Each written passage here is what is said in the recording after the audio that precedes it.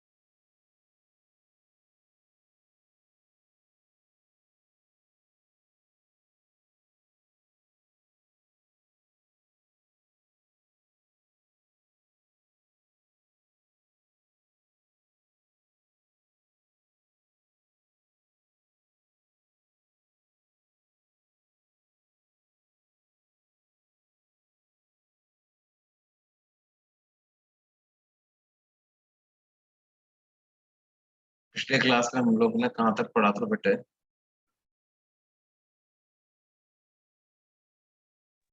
Angular magnification तक। Angular magnification of simple microscope, capital D by small D, ये formula उसका हमने पढ़ा था।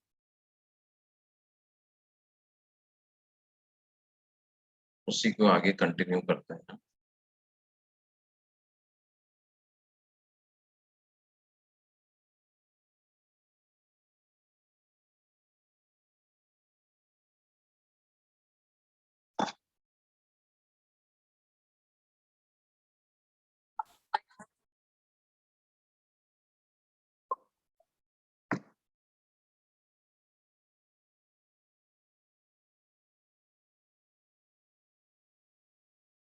एंगुलर मैग्निफिकेशन को हम डिफाइन कैसे करते थे बेटे?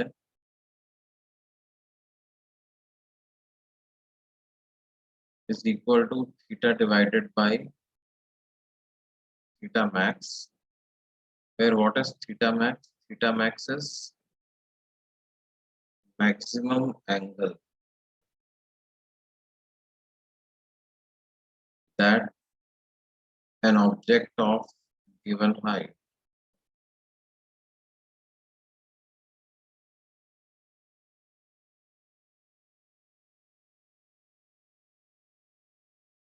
can subtend at the naked eye.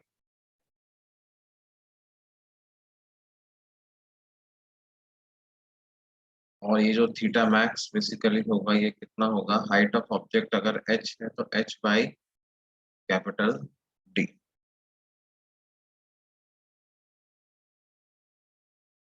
And theta is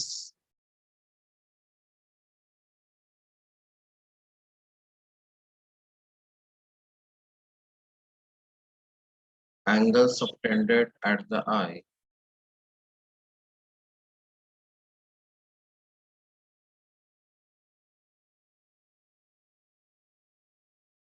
by the image formed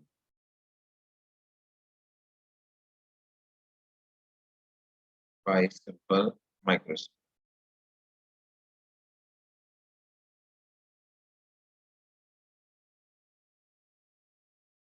और थीटा को लिखते हैं h by small D.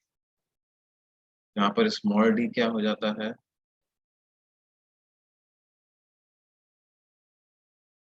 Distance of object from simple microscope.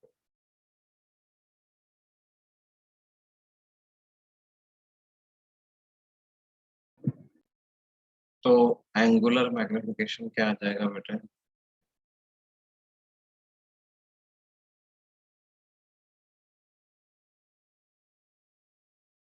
उसको एम थीटा सिंबल से भी डिनोट कर देते हैं। M theta, theta upon theta max होता है। वैल्यूज दोनों की सब्स्टिट्यूट कर दें h by small d divided by h by capital D। तो h से h कैंसिल हो जाता है, क्या वैल्यू आएगी, capital D by small d।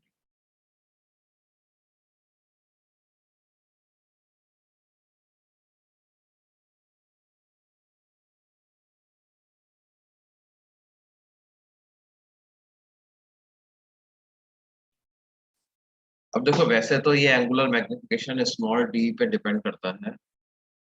Small d को कहां से कहां तक वेरी कर सकते हैं अपन, small d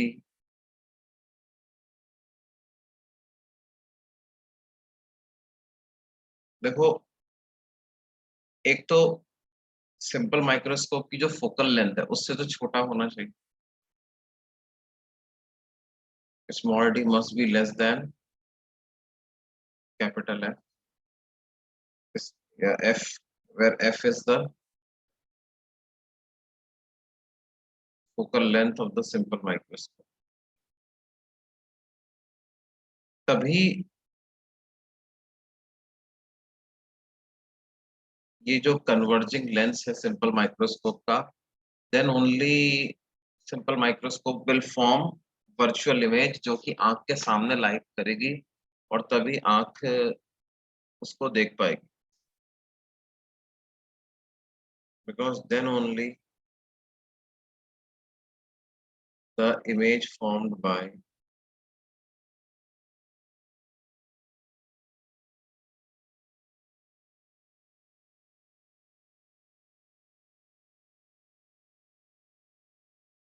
converging lens of simple microscope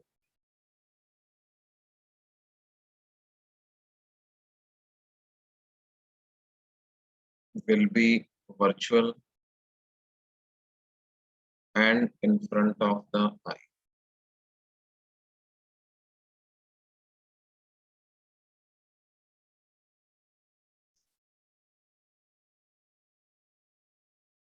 और ध्यान दो कि अगर इस स्मॉल d को f के बराबर रखते हैं तो इसका मतलब image will be formed at infinity.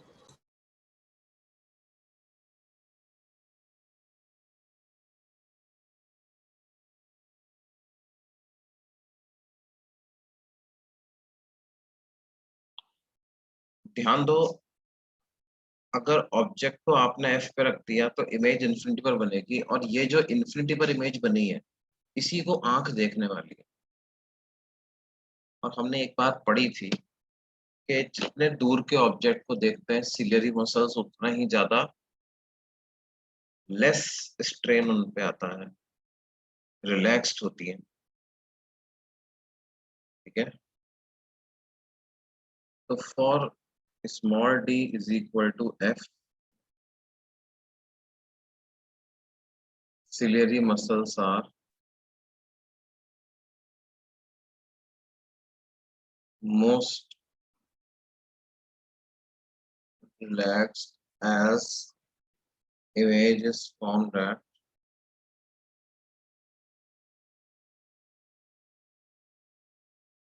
infinity।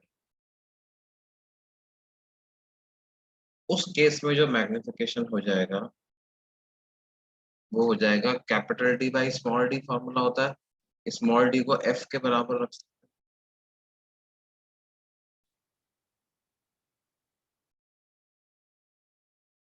हैं। ये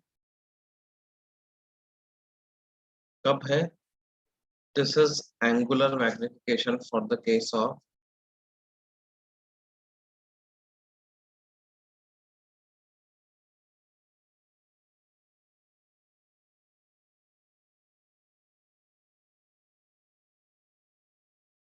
इसको नॉर्मल विजन भी बोलते हैं, इसको रिलैक्स्ड विजन भी बोलते हैं, नॉर्मल विजन और रिलैक्स।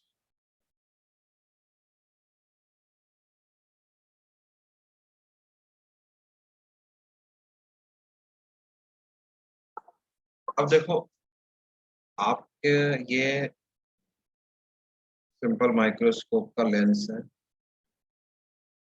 और ये आई है और ये आई लेंस।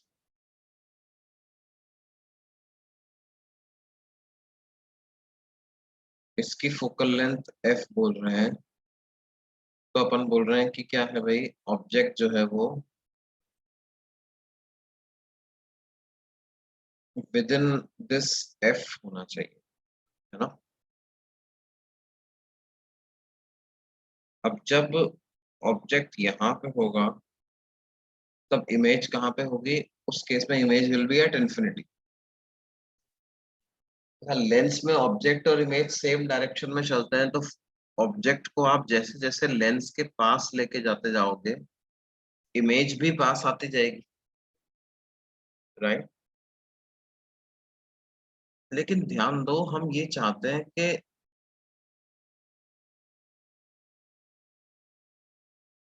ऑब्जेक्ट को अगर मैं पोल तक ले आया ना, तो इमेज भी पोल पे आ जाएगी कि नहीं आ जाएगी। और इमेज को पोल पे नहीं ला सकते अपन, वरना फिर वही least distance of clear vision वाली दिक्कत आ जाएगी। तो बात क्या है कि ऑब्जेक्ट की लेंस से जो मिनिमम डिस्टेंस होगी ना,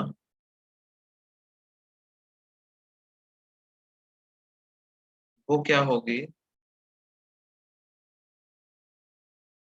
वो वाली डिस्टेंस होगी, जबकि जो इमेज लेंस बना रहा होगा वो कहाँ पे लाई कर रही होगी बेटे, least distance of clear vision पे लाई कर रही।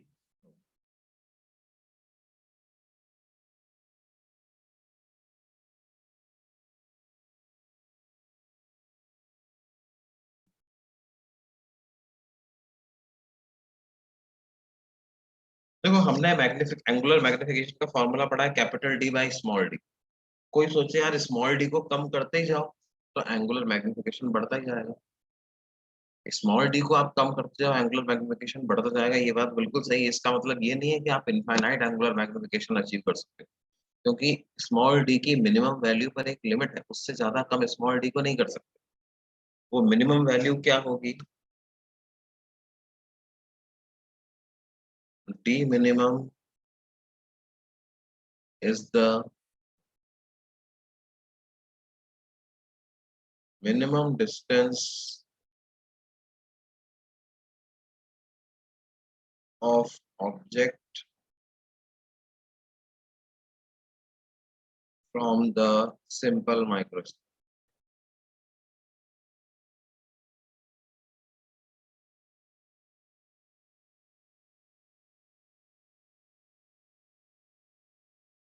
When object is placed at the minimum,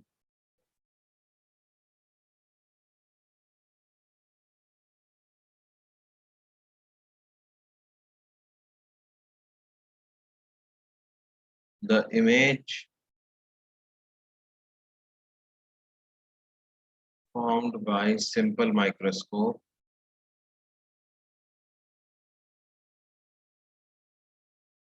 lies at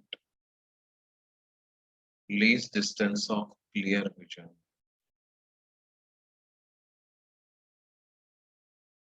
तो हम क्या कर सकते हैं बेटे, लेंस फॉर्मूला लगा करके हमको इमेज डिस्टेंस पता है, ऑब्जेक्ट डिस्टेंस पता करनी है, फोकल लेंथ पता है।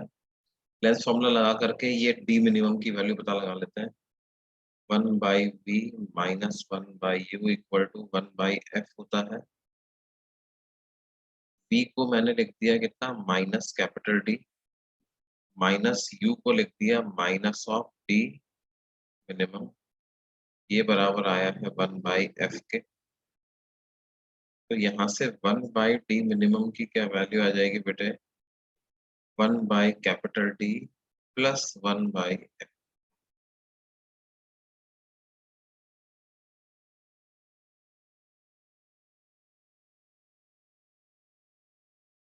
1/कैपिटल डी प्लस 1/f। तो बस अब मैं क्या करूं, इसको इस वैल्यू को पुट कर देता हूं, तो मेरे को क्या पता चल जाएगा, एंगुलर मैग्निफिकेशन की मैक्सिमम वैल्यू पता चल जाएगी। ध्यान दो, क्योंकि जब स्मॉल डी मिनिमम होता है तो एंगुलर मैग्निफिकेशन मैक्सिमम होता है। तो एंगुलर मैग्निफिकेशन की मैक्सिमम वैल्यू क्या होगी, capital D by D minimum या capital D into 1 by capital D plus 1 by, या इसको लिख लूंगा 1 plus D by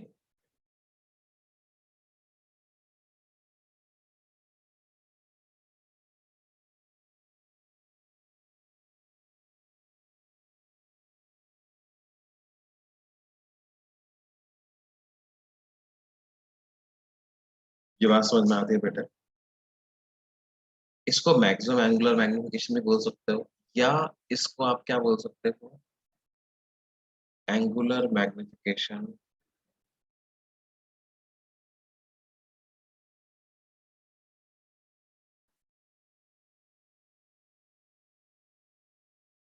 for image formed at least distance of clear vision.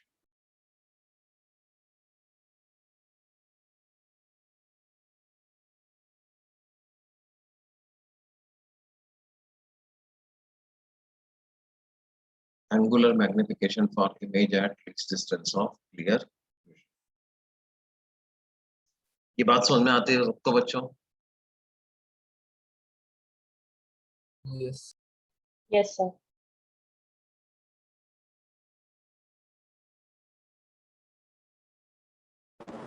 Sir एक बार लास्ट पेज वाला एक्सप्लेन कर सकते हो क्या आप? हाँ बेटे, ये वाला सर नहीं, वो आपने जो थ्रू फिगर बताया वो।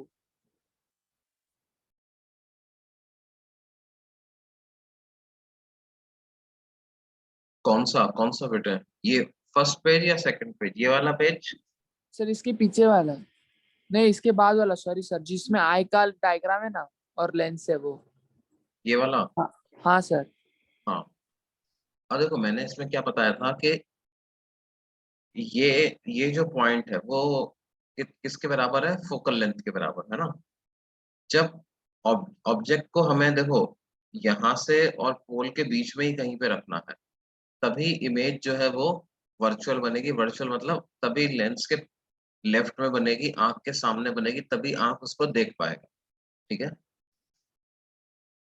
अब जब ऑब्जेक्ट को आप यहाँ रखोगे, इस जगह पर कहीं पे रखोगे, तब तो क्या होगा, इमेज इधर लेफ्ट साइड में बहुत दूर बनेगी। ठीक है।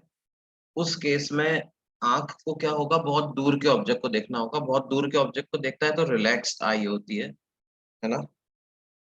तो उस केस में तो मैग्निफिकेशन इतना आ जाएगा। स्मॉल डी को कितना रख दिया, एफ के बराबर रख दिया, तो ये मैग्निफिकेशन आ गया। राइट। अब जैसे जैसे ऑब्जेक्ट को मैं लेंस के पास लेके आता जाऊंगा, इमेज भी पास आती जाएगी। अब हमें ये ध्यान रखना है कि इमेज जो है वो least distance of clear vision से ज्यादा पास ना आ जाए, क्योंकि फिर ज्यादा पास अगर इमेज आ गई तो आंख तो अब इस इमेज को देखेगी, तो फिर आंख को देखने में दिक्कत आएगी। कैपिटल डी से कम डिस्टेंस वाले ऑब्जेक्ट को वो फोकस नहीं कर सकती है। राइट। तो क्या होगा कि ऑब्जेक्ट को आंख के पास लाने की, लेंस के पास लाने की एक लिमिट होती है, उसको क्या बोलते हैं, डी मिनिमम। वो डी मिनिमम ऐसा होता है कि जो उस डी मिनिमम पर जो इमेज बनती है वो कहाँ पे बनती है, least distance of distinct vision पर वो इमेज बनती है। ठीक है बेटे। और फिर उसकी मदद से, भाई ये ऑब्जेक्ट है, ये उसकी इमेज है, और ये लेंस की फोकल लेंथ है, तो इमेज डिस्टेंस पता है, फोकल लेंथ पता है, उससे ऑब्जेक्ट डिस्टेंस पता लगा लेते हैं। लेंस फॉर्मूला लगा दिया हमने, 1/v minus 1/u is 1/f। v को रख दिया कितना, -d, माइनस u को रख दिया -d minimum equal to 1/f। तो 1/d मिनिमम आ गया कितना, 1/D प्लस 1/f।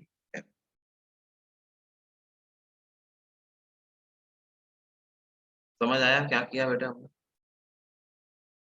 हाँ सर। अब ये डी मिनिमम 1/d मिनिमम की वैल्यू जो है वो हम एंगुलर मैग्निफिकेशन के फॉर्मूले में पुट कर देते हैं। एंगुलर मैग्निफिकेशन का फॉर्मूला ये होता है ना, जनरल फॉर्मूला क्या होता है, capital D by small D. तो 1/d आता है, 1/d की वैल्यू पुट कर दो, तो capital D into 1/D plus 1/f, और कैपिटल D को ब्रैकेट के अंदर मल्टीप्लाई कर दिया, तो ये मैक्सिमम वैल्यू आ जाएगी। ये मैक्सिमम वैल्यू क्यों है? क्योंकि यहाँ पर स्मॉल d मिनिमम है, तो इस वजह से ये मैक्सिमम। तो क्वेश्चन में कभी अगर एग्जामिनर को ये वाला मैग्निफिकेशन पूछना हुआ तो वो क्या पूछेगा? Angular magnification for image at least distance of clear.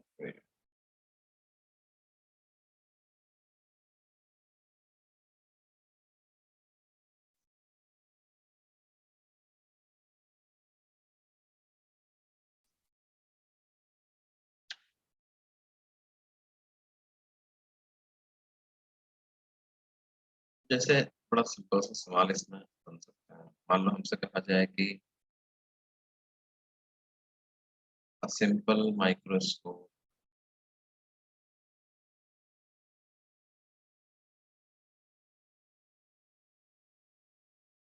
has a converging lens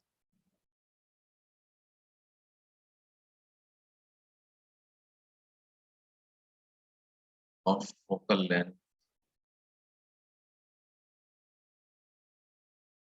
6.25 centimeter.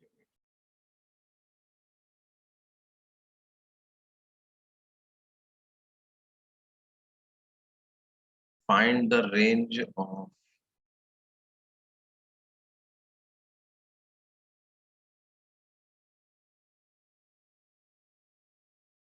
possible values of the angular magnification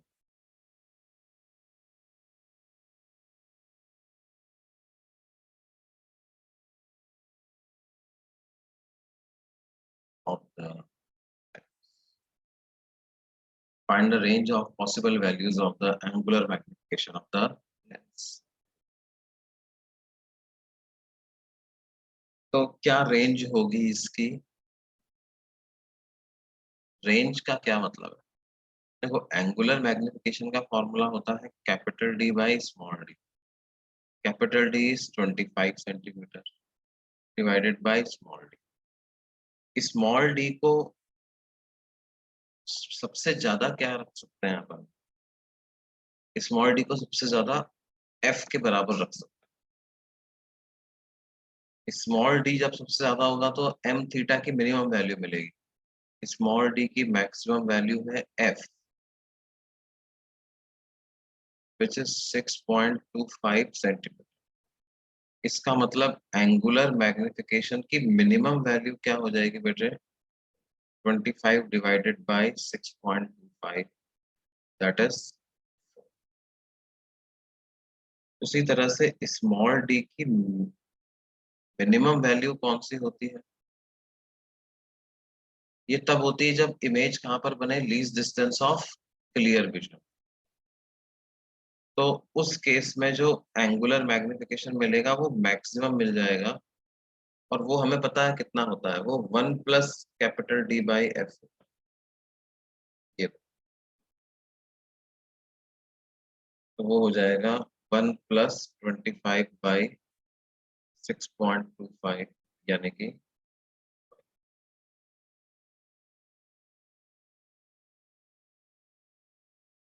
ये बात समझ में आती है?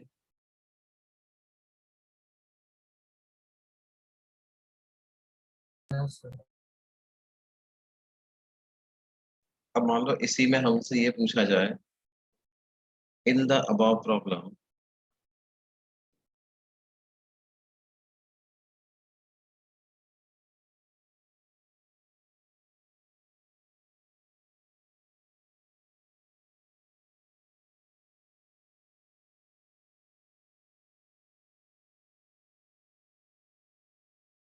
at what distance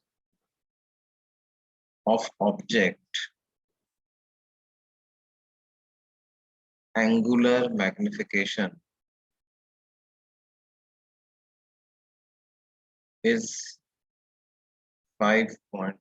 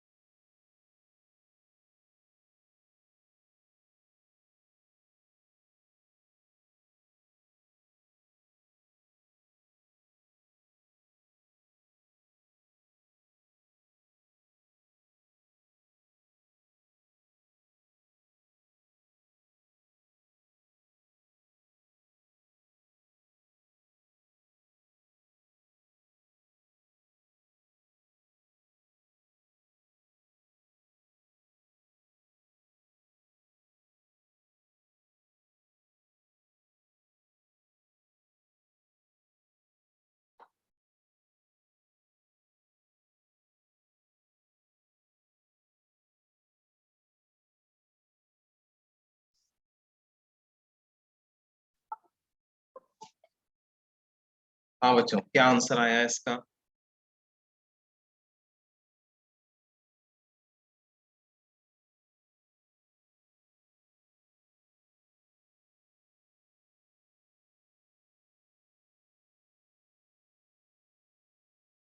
four 4.54 centimetre. Yes भाई, हमें क्या करना है? एम थीटा को लिख देंगे capital D by small D. अभी 5.5 चाहिए, तो 25 बाई स्मॉल डी, यानी कि स्मॉल डी का वैल्यू आ जाएगा कितना? 25 डिवाइडेड बाई 5.5।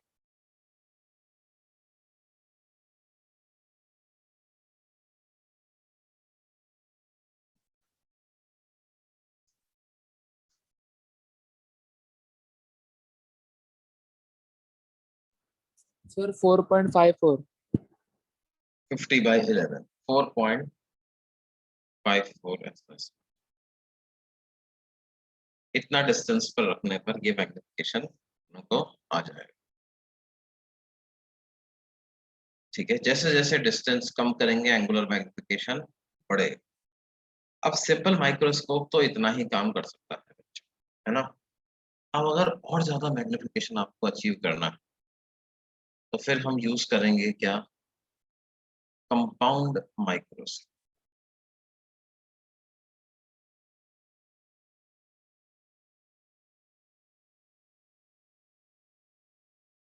कंपाउंड माइक्रोस्कोप में क्या होता है बेटे?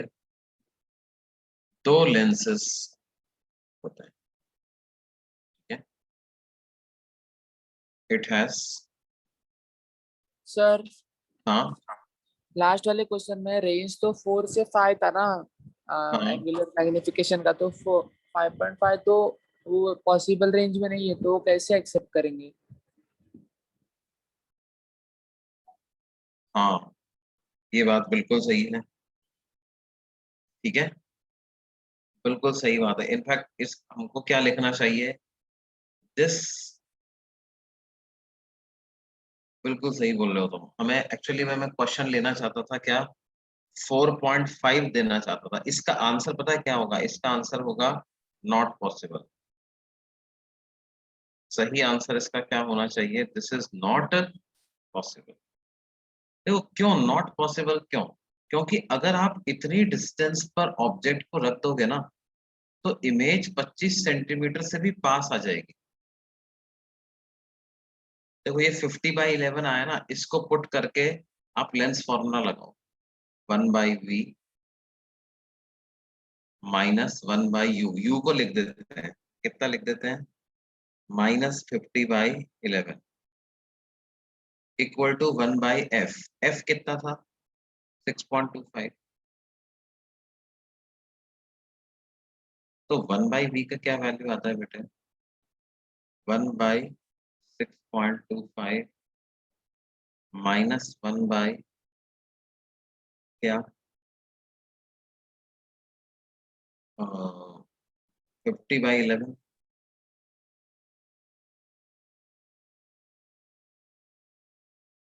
इसको आप ऐसे लिख,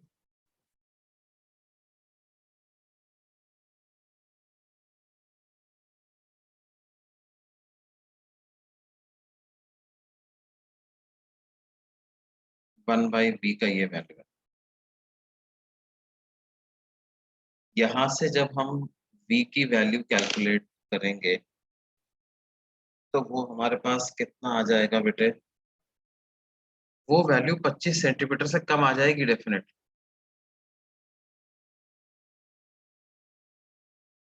वो वैल्यू क्या होगी?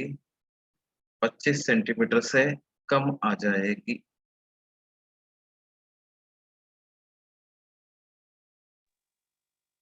50/3।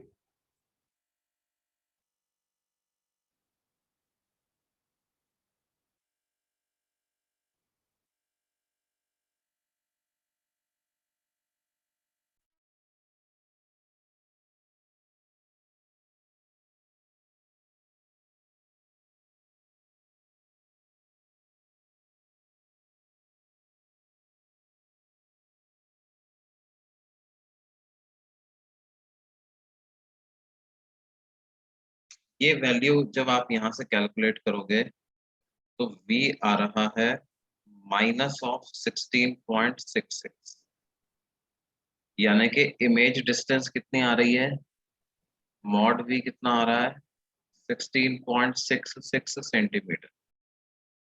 ये 25 सेंटीमीटर के पास आ गया, मतलब इमेज दिख ही नहीं पा रही है ना, ब्लर इमेज दिख रही। तो 4 से 5 की रेंज है, तो 5.5 के लिए तो आपको क्या आंसर लिखना पड़ेगा, नॉट पॉसिबल। ठीक है, इस बात का ध्यान हमको रखना होगा।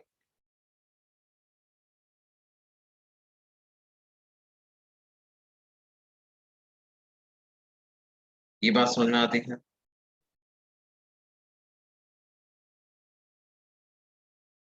Yes sir.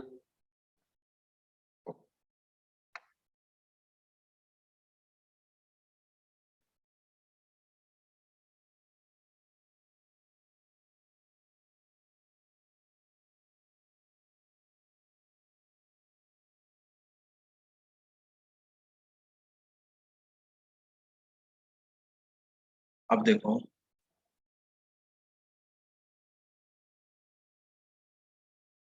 कंपाउंड माइक्रोस्कोप की बात करें, it has two lenses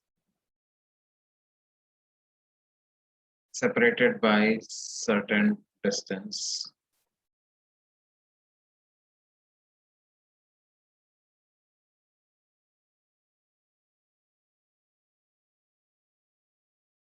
One lens is kept very close to the eye and is called as eyepiece.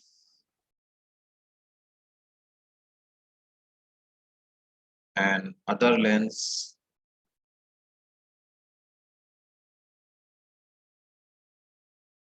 is placed very close to the object and is called as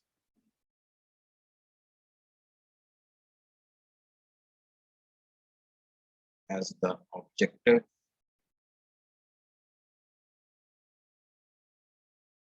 Both the lenses are convex or converging.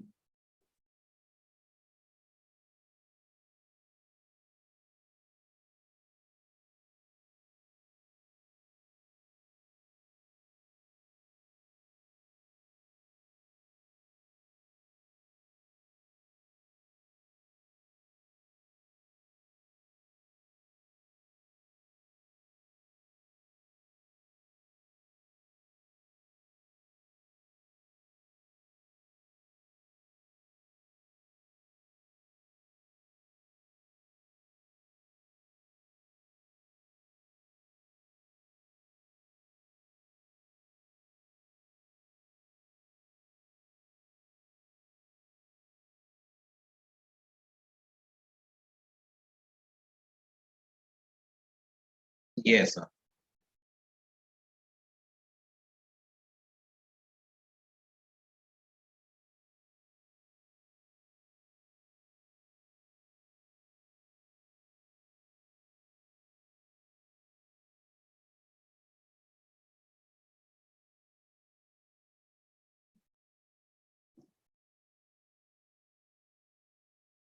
अब देखो क्या है,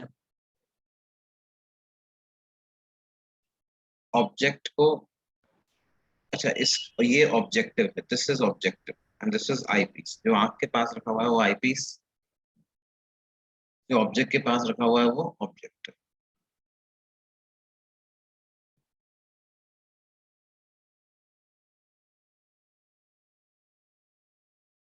तो हम क्या करते हैं कि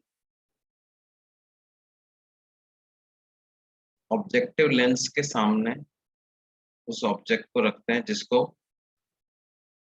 मैग्नीफाई करना है, और ऐसे रखते हैं कि ऑब्जेक्टिव उसकी रियल इमेज बनाए। ठीक है,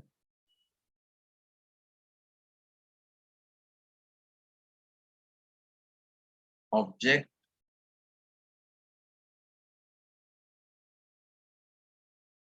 is placed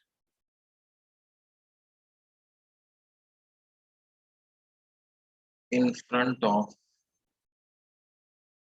the objective lens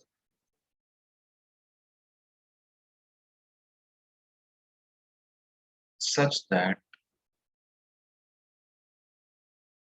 it forms a real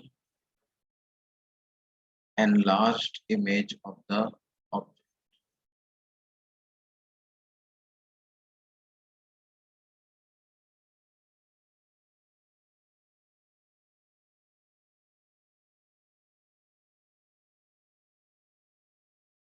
तो रियल एनलार्ज्ड इमेज बनाएगा तो वो कुछ इस तरह, ये हो गई क्या, image found by the objective. और अब इस इमेज की इमेज बनाएगा आईपीस। ये इमेज ऐसी होनी चाहिए कि ये जो आईपीस की फोकल लेंथ है उसके विद इन लाई करे।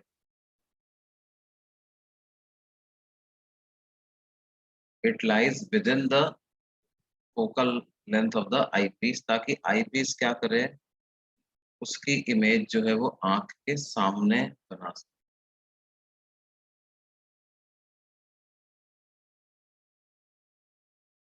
ये तो ऑब्जेक्ट की हाइट हो गई, ये कोई इंटरमीडिएट इमेज बनी उसकी हाइट हो गई, और ये फाइनल इमेज की हाइट हो गई। अब यहाँ पर हम क्या है, एक टर्म डिफाइन करेंगे, मैग्नीफाइंग पावर ऑफ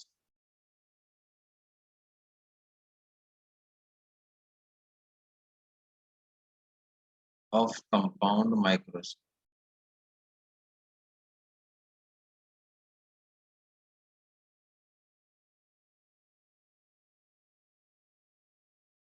और इसको भी डिफाइन वैसे ही करेंगे अपन, कैसे,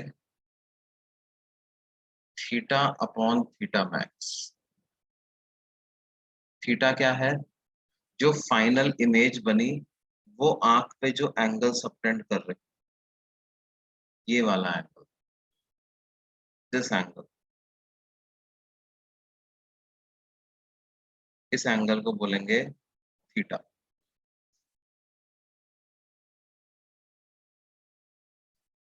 और मैक्सिमम तो नेकेड आई पे जो ऑब्जेक्ट मैक्सिमम एंगल सबटेंड कर सकता है।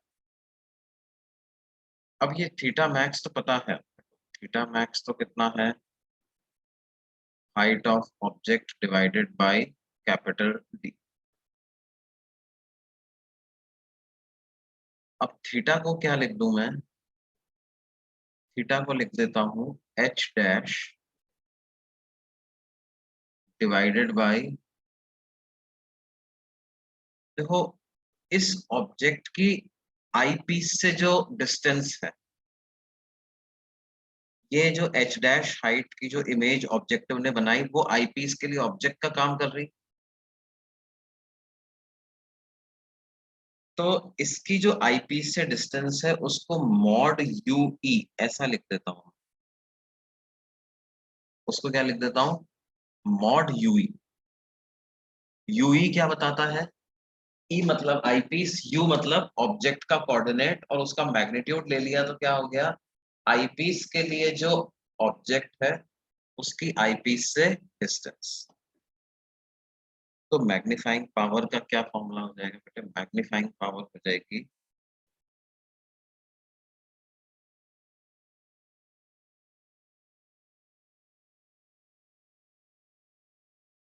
थीटा अपॉन थीटा मैक्स,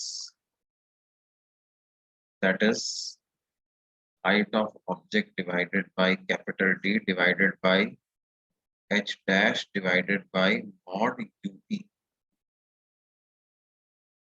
इसको देखो अपन कैसे लिख सकते हैं,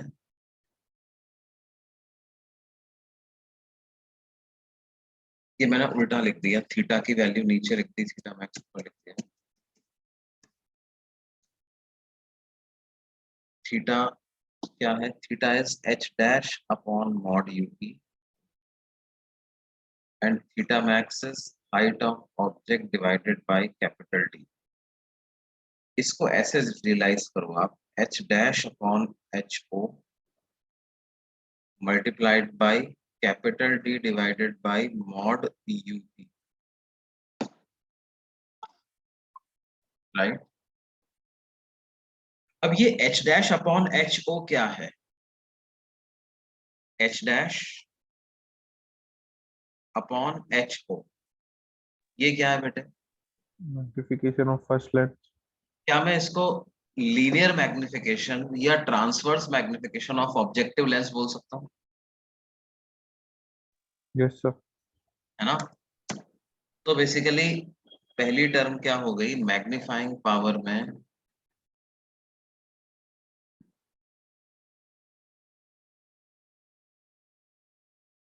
मैग्नीफाइंग पावर को हमने लिखा है H dash upon H O into capital D by mod U P. ये H dash upon H O तो क्या हो गया बेटे, लीनियर या transverse magnification of the objective lens.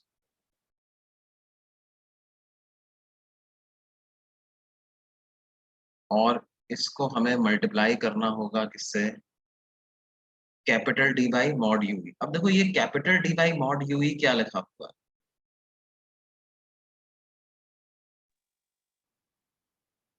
देखो ध्यान दो, ये capital D by mod UE जो है बेटे, ये एक तरीके से ये जो आई पीस है इसके अकेले का एंगुलर मैग्निफिकेशन यही होगा ना।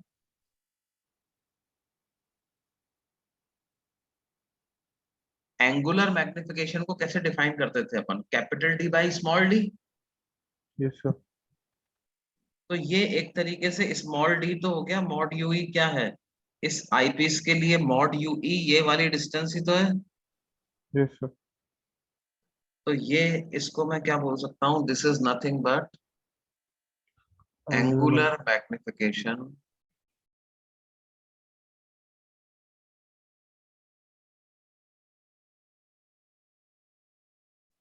फॉर द आई पीस, है ना। देखो जैसे ये अगर आई पीस है, ये यहाँ पर हमने आंख बनाई हुई है, तो जो मॉड यूई जिसको हम बोल रहे हैं बेटे, वो मॉड यूई यही तो है।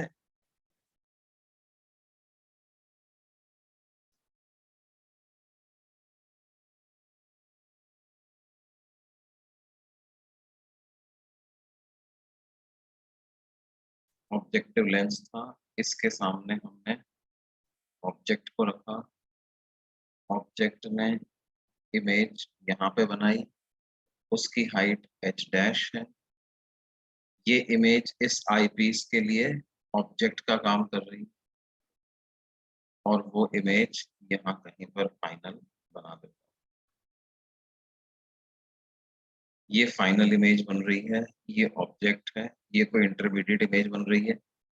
फाइनल इमेज जो आंख पे एंगल सबटेंड करती है, उस एंगल को यदि हम बोलें थीटा, तो एंगुलर मैग्निफिकेशन क्या होगा, theta upon theta max.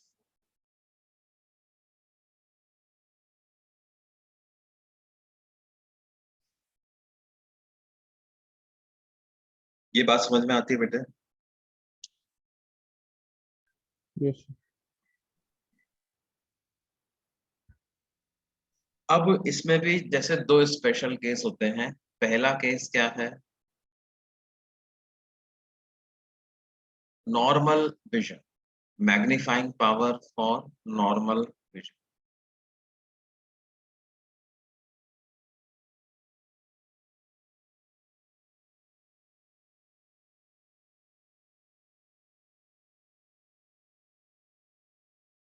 Normal vision का मतलब क्या है, फाइनल इमेज एट इन्फिनिटी।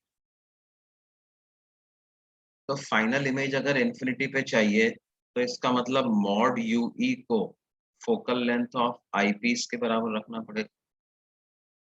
तो उस केस में मैग्नीफाइंग पावर कितनी आ जाएगी? उस केस में मैग्नीफाइंग पावर की वैल्यू आ जाएगी linear magnification of object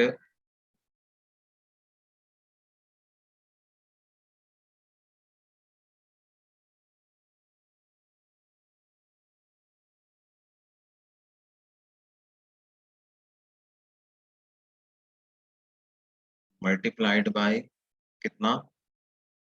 T by F की।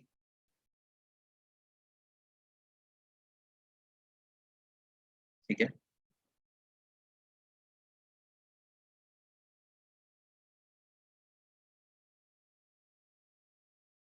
और अगला केस क्या? एक और केस, स्पेशल केस जो होता है वो क्या होता है?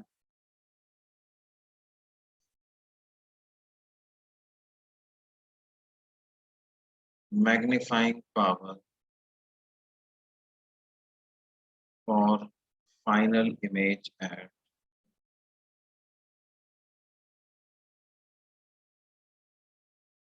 Least distance of clear vision.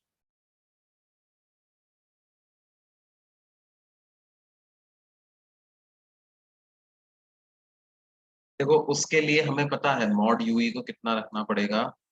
1/mod Yui बराबर होगा 1/कैपिटल डी प्लस 1/एफ ई के। तो जो मैग्नीफाइंग पावर का फॉर्मूला आ जाएगा वो क्या आ जाएगा बेटे? वही linear magnification of simple microscope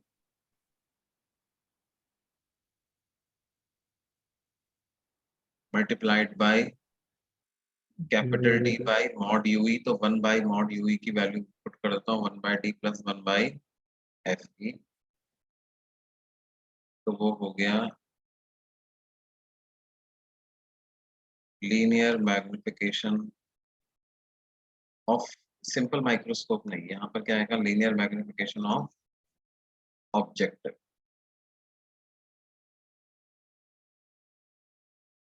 पिछले पेज पे भी मैंने ऐसे लिख दिया, नहीं सही लिख, इनटू 1 प्लस डी बाई, है ना? तो देखो वो जो आईपीस है वो अपना काम कर रहा है एक तरीके से, है ना? आईपीस को आप अपने आप में इंडिपेंडेंट इंडिपेंडेंट सिंपल माइक्रोस्कोप की तरह से मान सकते हो, एक मैग्नीफाइंग ग्लास की तरह से मान सकते हो। तो हमने साथ में क्या कर दिया है, एक ऑब्जेक्टिव लेंस लगा करके उसके मैग्निफिकेशन से भी इसको और मल्टीप्लाई कर दिया है ना? अच्छा एक बात और, ये जो linear magnification of objective lens है इसको आप ऐसे भी लिख सकते हो ना, mod we O divided by mod you O. ये क्या है? Object distance for the objective lens. और ये क्या है? Mod we O image distance for the objective lens. तो mod V O by mod U, इसको मैग्नीफाइंग पावर ऐसा लिख सकते हैं। ये हो जाएगा आपका mod V O by mod U into D by. उसी तरह से यहाँ पे लिख सकते हैं mod V O by mod you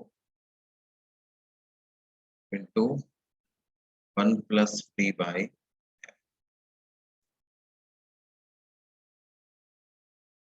ठीक है, अब ये तो हुई देखो थियोरेटिकल बात।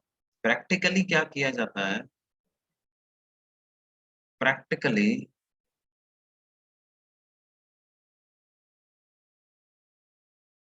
इन a compound microscope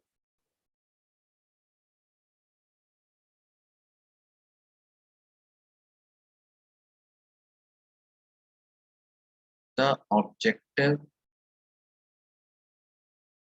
the object is placed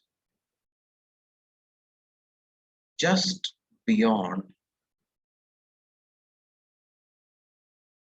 the focal length of the object, है ना? जैसे ये ऑब्जेक्टिव लेंस है और यहाँ कहीं पर उसका वो -f वाला पॉइंट है, ये डिस्टेंस FO है, तो ऑब्जेक्ट को इसके जस्ट पास ही रखा जाता है ताकि क्या हो, ये ज्यादा से ज्यादा मैग्निफिकेशन प्रोड्यूस कर दे।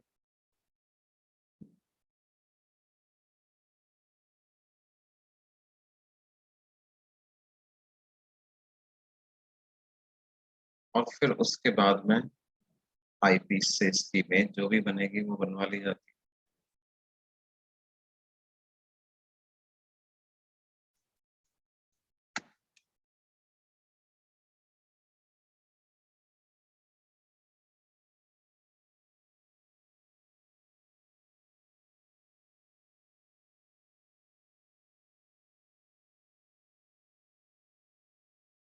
ये जनरली ऐसा किया जाता है। अच्छा ध्यान दो, इसमें फाइनल इमेज जो बन रही है बच्चों, वो इन्वर्टेड टाइप की बन रही है। फाइनल इमेज कैसे बन रही है? इन्वर्टेड बनती है। तो क्या उसको हम सीधा बनाने का कोई प्रयास नहीं करते? हम नहीं करते हैं कोई सीधा बनाने का प्रयास। कारण क्या है कि देखो, इस कंपाउंड माइक्रोस्कोप से आप क्या देखोगे? कुछ ऐसे माइक्रो ऑर्गेनिजम्स कोई तो देखने के काम में लोगे, कोई बैक्टीरिया, फंजाई या कोई इस तरह के माइक्रो ऑर्गेनिजम्स को देखने के लिए कंपाउंड माइक्रोस्कोप का यूज लेते हैं। अब वो कैसा भी दिख जाए हमें, उल्टा सीधा जैसा भी दिख जाए, उससे हम खास फर्क नहीं पड़ता। तो इसमें फाइनल इमेज इन्वर्टेड बनती है। हमसे ऐसा पूछा जाए तो जी हाँ, बिल्कुल बनती है। फाइनल इमेज कंपाउंड माइक्रोस्कोप में इन्वर्टेड ही बनती है। प्रैक्टिकली स्पीकिंग ऐसा होता है। तो ये जो मॉड यूओ है, इसको हम FO भी लगभग लिख देते हैं। तो इसका जो मैग्नीफाइंग पावर हो जाएगा वो क्या हो जाएगा? Mod BO divided by FO into 1 plus D by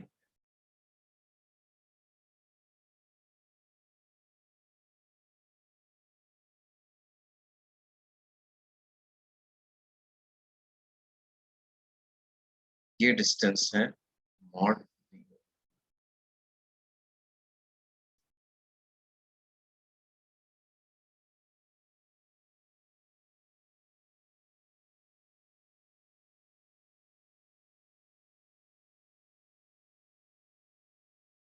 ये समझ में आ रहा है बच्चों सबको? कोई डाउट इस कंपाउंड माइक्रोस्कोप की कैलकुलेशंस में अभी तक कोई डाउट है क्या? No sir.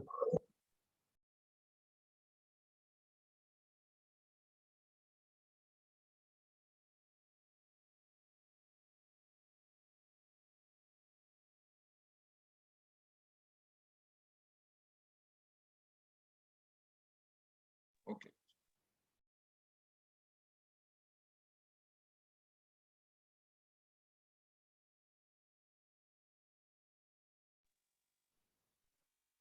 अब देखो इसकी कैलकुलेशंस वगैरह किस तरह की जाती है,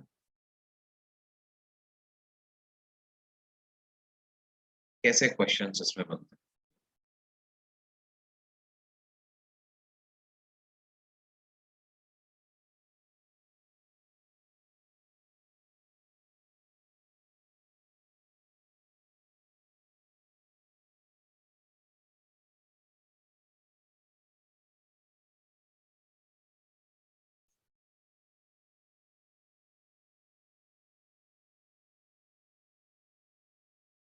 मान लो हमें दिया जाए कि in a compound microscope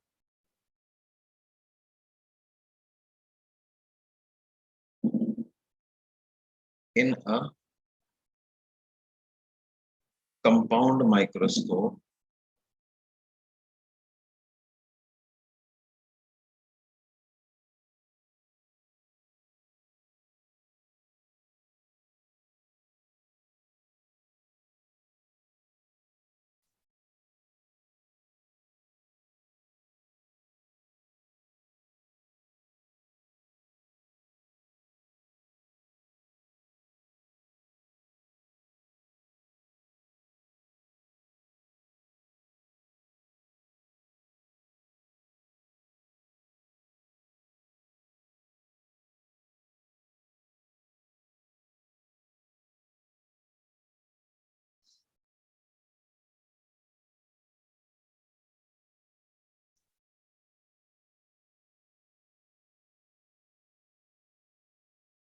a magnifying power of 30 is desired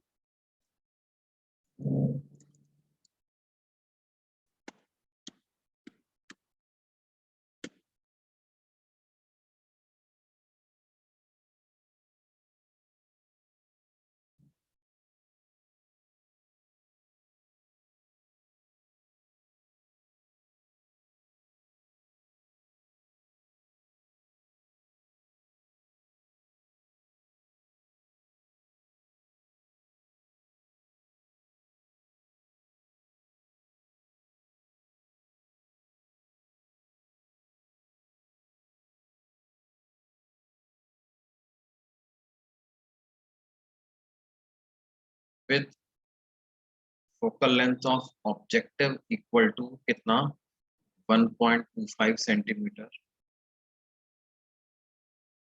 and focal length of eyepiece equal to 5 centimeter.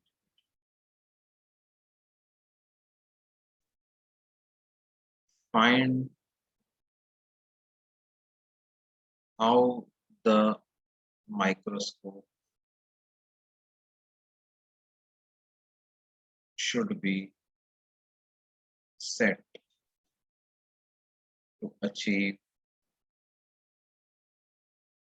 above angular magnification.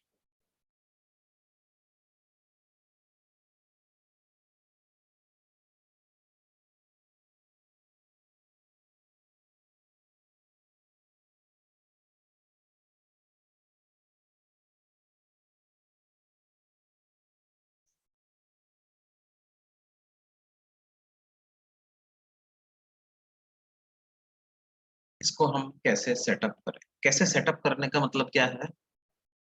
Setup करने का मतलब है कि आपको ये पता करना है कि ऑब्जेक्ट को कितनी डिस्टेंस से पता रखना पड़ेगा, मॉड यूओ क्या होगा और लेंथ ऑफ ट्यूब क्या होगा। लेंथ ऑफ ट्यूब का मतलब distance between objective and the eyepiece.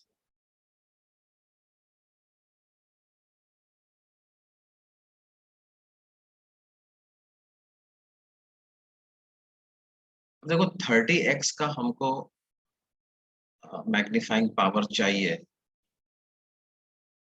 तो सबसे पहला सवाल दिमाग में ये आता है कि यार ऑब्जेक्ट को कहाँ पे रखा हुआ माने, मतलब फाइनल इमेज कहाँ पे बन रही है। ये कौन सा वाला केस है,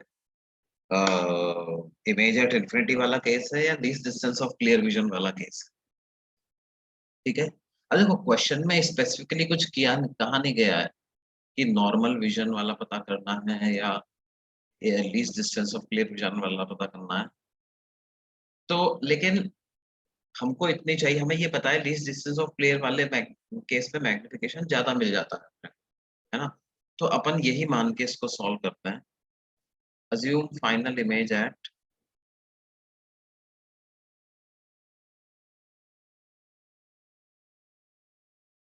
least distance of clear vision। तो उस केस में मैग्नीफाइंग पावर का क्या फॉर्मूला होता है, मैग्नीफाइंग पावर हो जाती है mod v o divided by mod u o into 1 plus d by. तो 30 ये किसके बराबर होगा, mod V O by mod you o into 1 plus 25/5। क्यों बेटे, आई पीस की फोकल लेंथ 5 दी हुई है, तो 25/5 हो गया 5, 1 प्लस 5 हो गया 6, यानी mod V O by mod you O का क्या वैल्यू आ गया, 5 6 नहीं 5, राइट। yes sir अब हम ऐसा करें कि ऑब्जेक्टिव के लिए लेंस फॉर्मूला लगाते हैं, तो 1/v minus 1/u, 1/vo minus 1/u is equal to 1/fo, and what is 1/fo, that is 1.25, right? अब मॉड vo जो है वो 5 टाइम्स मॉड uo के बराबर, तो इसको हम लिख देंगे 5 टाइम्स मॉड uo, लेकिन uo खुद जो है वो माइनस ऑफ मॉड uo के बराबर लिखेंगे कि लिखेंगे, क्योंकि ऑब्जेक्ट का कोऑर्डिनेट नेगेटिव है, इमेज का कोऑर्डिनेट तो पॉजिटिव आता है, लेकिन ऑब्जेक्ट का कोऑर्डिनेट नेगेटिव रहेगा ऑब्जेक्टिव लेंस के लिए, तो ये बराबर हो जाएगा 1/1.25 के। अब यहाँ से क्या है, आप 5 टाइम्स मॉड यूओ एलसीएम ले लीजिए, तो इधर बचेगा 1 और इधर बच जाएगा 5, ये बराबर आया है 1/1.25, तो क्या आ जाएगा 6 divided by 5 into mod u o is equal to 1/1.25। इसको 5/4 लिख सकते हैं क्या, 1.25, yes sir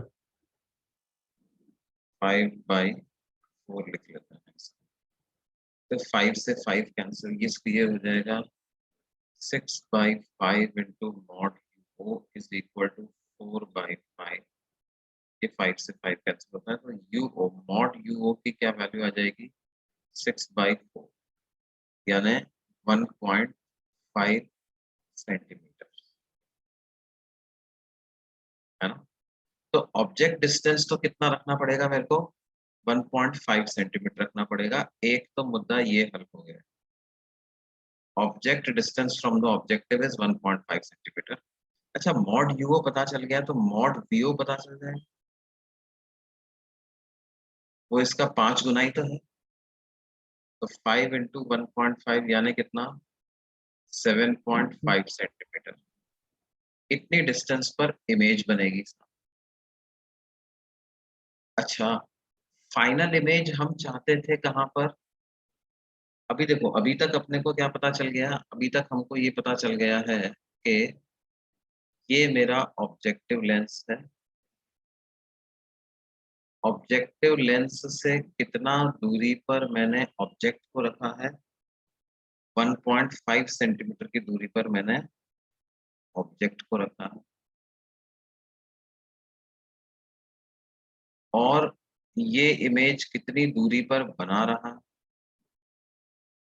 कितनी दूरी पर बना रहा है बेटे, 7.5 सेंटीमीटर पर ये इमेज बना रहा है।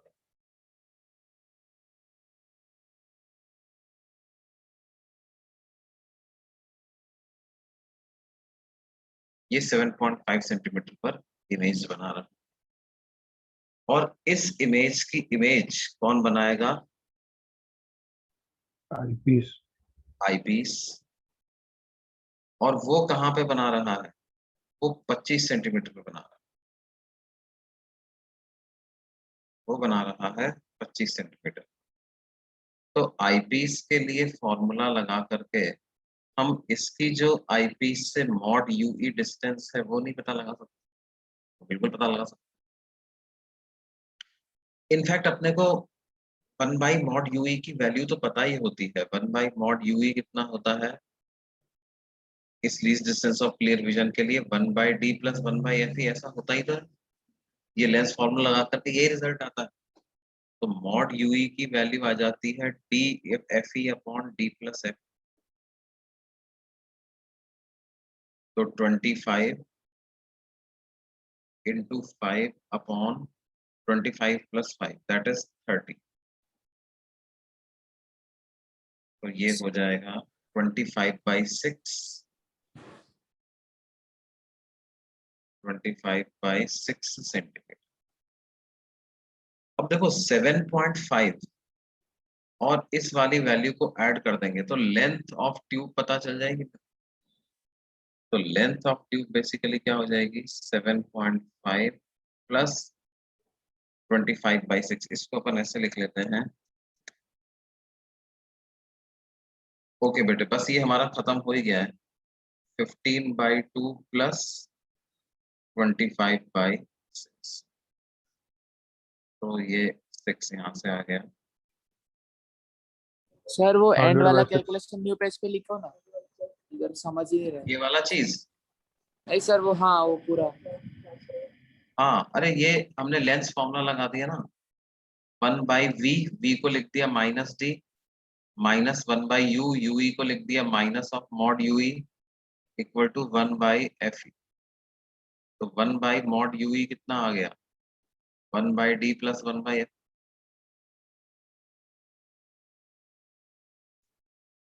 तो लेंथ ऑफ ट्यूब कितना आ जाएगा बेटे 70/6 यानी 35 by 6.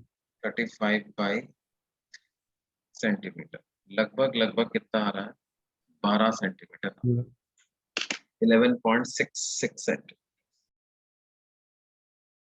ठीक है बच्चों, ठीक है। Yes, तो sir. आज के लिए हम इतना ही पढ़ते हैं। मैं नोट्स भेज रहा हूँ आप लोगों को।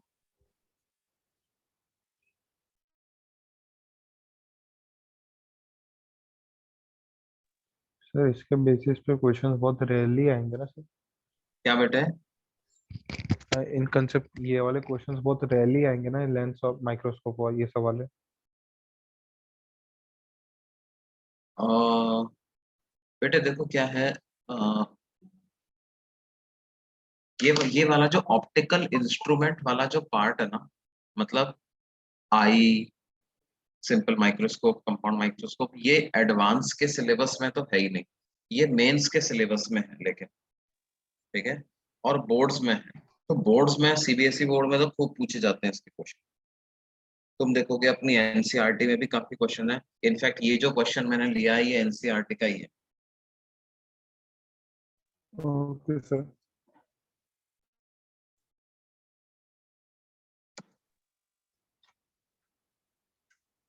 सर फिर अभी इसमें ऑप्टिकल इंस्ट्रूमेंट्स में और कितना बाकी है सर? और बस थोड़ा सा ही और बाकी है। अब देखो मेन कॉन्सेप्ट तो अपन ने पढ़ ही लिया है, बस इसी जैसा एक दो फॉर्मूले और आएंगे। मतलब बेसिकली हमको अब क्या पढ़ना है, कंपाउंड माइक्रोस्कोप तो हो गया, अब बस टेलीस्कोप और पढ़ना है अपने को। ठीक है, मतलब 15 मिनट का बात हो। Okay sir. सर वो आपने 1/u वाला फॉर्मूला कौन सा बोला? क्या बेटे? वो 1/u ही फाइंड करने के लिए आपने कौन सा फॉर्मूला यूज किया? 1/u u ही फाइंड करने के लिए सर आपने कौन सा फॉर्मूला यूज किया? Lens, u। लेंस फॉर्मूला बेटा, लेंस फॉर्मूला है ना ये।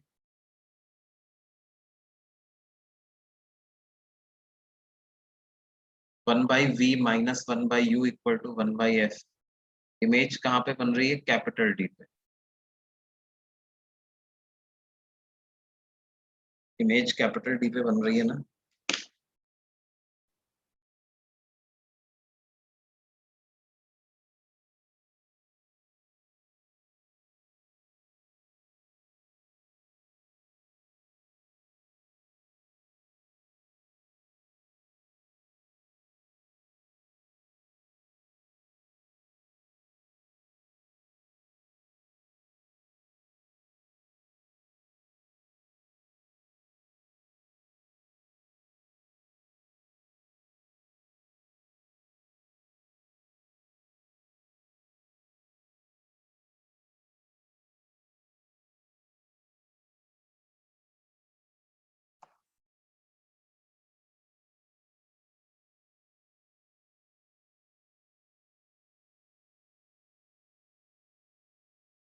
ठीक है बच्चों, फिर अगली क्लास में हम मिलते हैं। ये नोट्स मैंने भेज दिए हैं,